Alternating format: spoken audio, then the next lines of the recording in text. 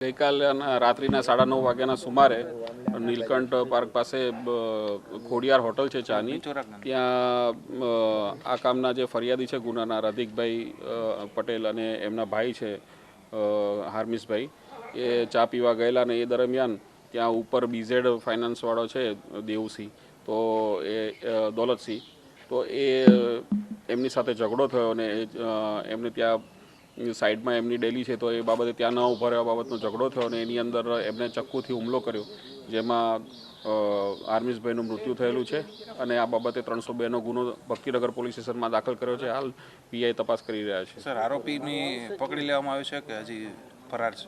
હા, હાલ આરોપી ફરાર છે, પરંતુ અલગ અલગ ટીમો બનાવી છે, જેમાં ક્રાઇમ બ્રાન્ચની ટીમ છે, સ્થાનિક પોલીસની ડિસ્ટાફની ટીમ છે અને ઝોન 1 સાહેબની ક્રાઇમ બ્રાન્ચ છે. તમામ ટીમો પાછળ લાગેલી છે આરોપીને પકડવા. આરોપી કેટલા છે? આરોપી એક છે, દોલતસિંહ. 1000.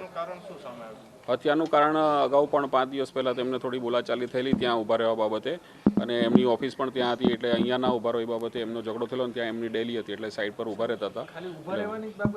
હા, ઊભા રહેવાની બોલાચાલી.